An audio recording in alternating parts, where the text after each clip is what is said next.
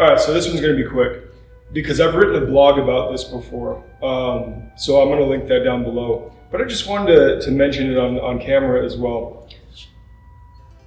Stick fighting is not just for children. And a lot of people like to think that way and they go, oh, but what we do is blades. Okay, sure. Right? Except that every culture that has a sword treatise has some form of stick fighting in it. So I have a hard time buying that, oh, sticks are for children thing.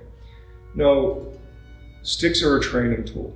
So now, here I've got a cane, or roughly a 3-foot stick. And so in Savate culture, we often look at the cane because that kind of went hand in hand, part of French fighting culture, kickboxing and cane work, and what we now call Greco-Roman wrestling, upper body, takedown grappling, was all part of the bag of French fighting culture. And one thing that we know of the French army is they primarily used sabers by the time you get to the Napoleonic era and get into where Savate starts becoming a thing. And now I don't have a saber at hand, but I've got a side sword because the Italian system that I tend to study, Marozzo, tends to use the side sword. And what we see is a similar length. Obviously it's not going to be exact, but it doesn't need to be. And the reason it doesn't need to be is because due to the weight and balance differences, you're not going to be training the exact same patterns. And if you treat them like they are the same thing, you're going to be doing yourself a disservice in much of a 2 steps forward, 1 step back sort of way. It's not so much about treating them as if they are the same thing, but it is about having a safe long-term training tool versus something that is more realistic and lively. Yes, they trained with blunts, they didn't always train with sharps. Blunt training swords have been around for a very long time. And the fact is that there are things that you can do with a stick, with other people, that you can't do even with blunt steel for the sake of safety. And, even with the weight difference, right, even having a stick that is properly weighted to the sword can be quite detrimental because there are going to be times where people's fingers and elbows and heads get hit. And, a piece of rattan is still going to do damage, but it's not likely to kill somebody unless there's an egregious error or misconduct. Whereas serious injury happens with blunt steel. And so the concept of stick fighting as a backup for sword fighting is pretty old. And we see it just time and time again in European source material, in Asian arts, even the Japanese, right? The bokken and the jo and the bo even. All of those have actual bladed weapons of war counterparts.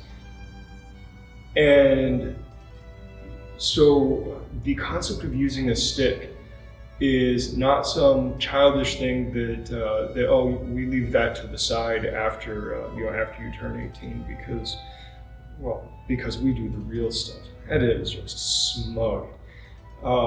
Never mind the fact, sticks are a great introduction to the concept of improvised weapons. Now, improvised weapons do not only mean sticks. Improvise means improvise. You take what's at hand and you improvise its use as some kind of offensive or defensive tool. But sticks start making you look at, this is a thing that is very different from this thing. How can I use it in a similar fashion? And that is an important thing to understand with these. It's not just that it's a safer training tool, it is also that it is an introduction to the concept of improvised weapons. And that is going to be a very powerful thing for you to start exploring. So don't snub your nose at stick fighting. In fact, I recommend people get sticks of all different sizes. In my school here, we have, of course, the 9-foot long pole. And granted, we say 9 feet, that can be 8 to 10 feet. the Chinese measurement is like a person and a half. Well, depending on how big you are, person and a half could mean a lot of different things. Then I have 7-foot stabs, which are essentially like English quarterstaves, though there are measures that say quarterstaves are upwards of 9 feet as well. And quarterstaves, by the way, were not just analogs for spears, they were also analogs for pole axes and pole hammers, pole arms in general. So if you can translate between the two, you're doing well. We go to a 5-foot great stick, and a great stick is basically an analog for a two-handed sword. Kind of similar to the Japanese jo. Great stick, by the way, is Alfred Hutton's term. That's not necessarily a historic term. The French just called it a baton. It means stick. But again, we're talking basically going with the great sword, two-handed sword. Come down to a cane, we're talking one-handed sword. Go down to something roughly between the size of a Filipino baston and something closer, under 2 feet is the general length of a truncheon, or essentially the length of your forearm, something like that. And again, could be just a truncheon, but it can also mean the size of roughly a parrying dagger. And yes, when you start getting down that small, you start running into some serious issues because the leverages are different and the lack of a hilt makes it considerably different, and the changes in the way that a stick binds or doesn't bind compared to the way steel binds makes it significantly different. But you can make it work, and you can take some of those concepts from parrying daggers and dagger fighting and apply that well to the stick. So having that range is actually quite useful. So again, don't snub your nose at stick fighting. It's way more useful than you might think. And you don't have to do Filipino martial arts to do it. It's all over the place in HEMA, and it's in other places as well. So I will leave you with that, and I'll talk to you guys later. Good journey. Thanks for watching. Like, subscribe, share, give the dog a bone. You can follow us on our other social media accounts, and if you really like us, you can head over to Amazon and buy a shirt. You can also go over to Gumroad and purchase some of our instructional courses. All of the links will be provided and also on our website. If you happen to be in the Phoenix area, we would love to meet you. Come drop in for a class, even just to chat. And if you're looking for a new home, we would be happy to have you. So until next time, good journey.